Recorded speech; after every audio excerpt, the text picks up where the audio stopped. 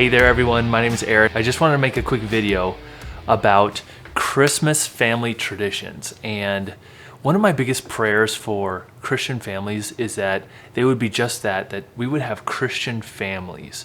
And I think one huge part of having a Christian family is to disciple your kids and to teach them about the Lord. And so I just thought, man, what would be some cool ways that I could communicate with you all some great Christmas family traditions that maybe you guys have your own Christmas family traditions and are maybe looking for one more additional thing, maybe just to round it out. Or if you really haven't made any Christmas family traditions and Christmas kind of comes and goes every year rather, and you never get a chance to celebrate, you never get a chance to reflect on who Jesus is and celebrate him as a family. And I wanted to give you guys some things that we do, my wife and I, Jennifer and I, and with our kids, what we do with our family, and give you guys some different thoughts on what you could possibly do for your Christmas family traditions. So I'm going to give, let me see here, I'm going to give seven of them, and make sure you subscribe and ring the bell. Just love to have you be subscribed to the channel. And also, if you would like a PDF of all of these 7 things that you can do for just stepping up your game with your Christmas family tradition, there will be a link, and I want you to follow this link and put in your email, and I will send you a free copy of this PDF.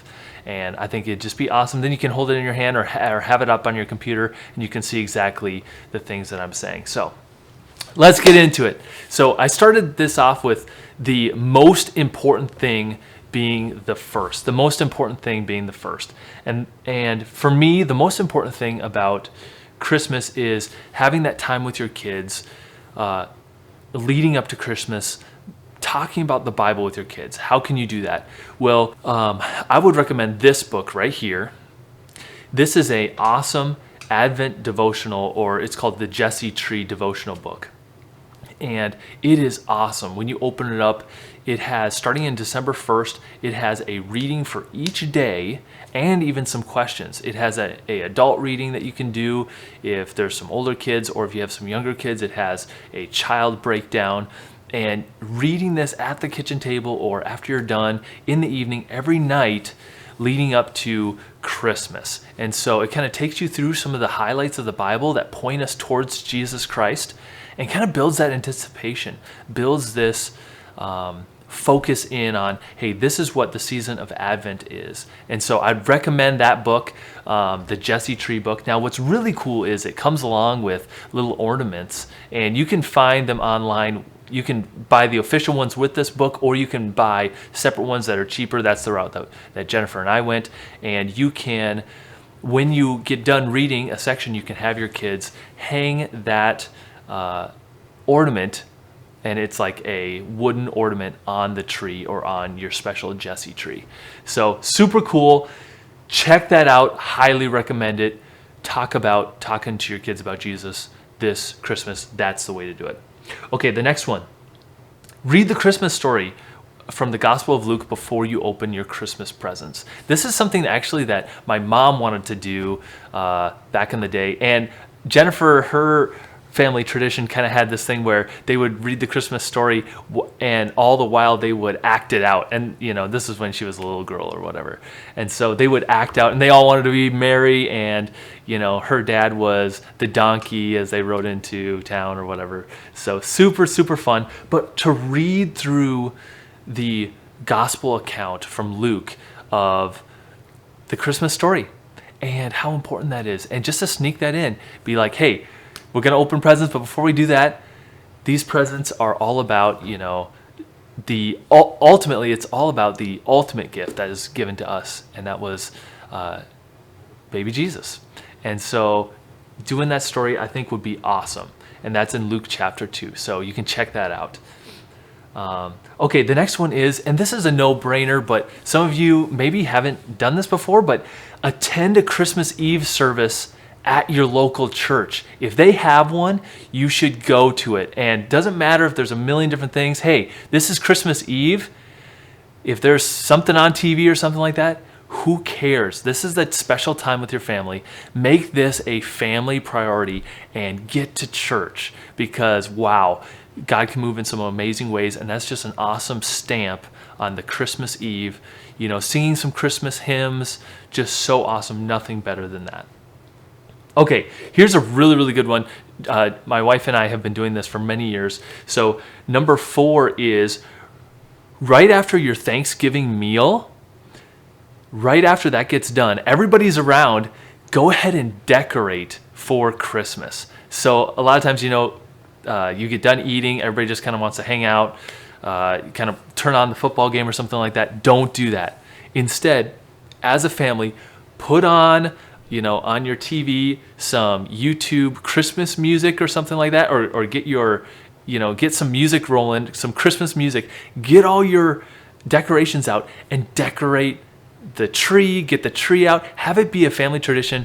And how fun is that to do that all together? What a family memory that you can do right after the Thanksgiving meal, and then everything's set up, and then you don't have to worry about it from there. Super cool. Number 5, this is a great one.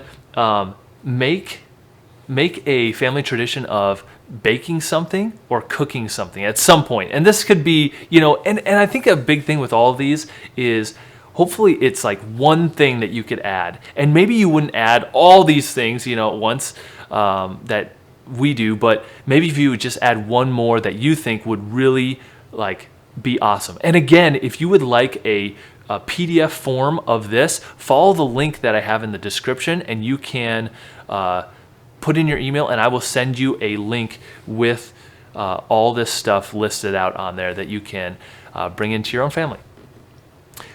So yes, baking something, making something, food, and whether it's Jennifer's family does this Christmas tea, do something like that, because man, it just brings that atmosphere, that specialness of Christmas for your family. Okay, 2 more, and these are fun, and these are more directed towards smaller kids. So if you have small kids like me, I have a 5-year-old, a 6-year-old, a 4-year-old, a 3-year-old, and then a 6-week-old.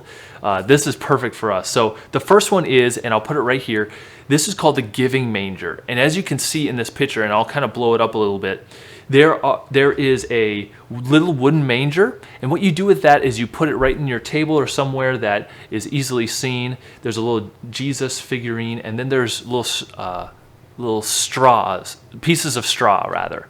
And so what you're going to do is, this is just kind of a thing to encourage your kids to be doing good deeds, and also to make some excitement around, hey, we're preparing for Jesus. And pretty much what you do is, maybe once a day or so, you try to notice one thing that your child does that is a good deed. They did something good, and as a reward for that, they can take one of the pieces of straw that comes in this, and you can probably find other pieces of straw. If you're on a farm or something like that, you got straw everywhere, but you can take a piece of straw and you can put it in the manger. And what's cool is, and starting December 1st, so as you're starting your Advent devotional and stuff like that, you can start the Giving Manger, and you can put this, and eventually you get a bunch of hay on the manger, and then Christmas Day, you put Jesus in the manger. You can have one of your kids do that. So it's a cool way, doing good deeds, preparing the way for Jesus,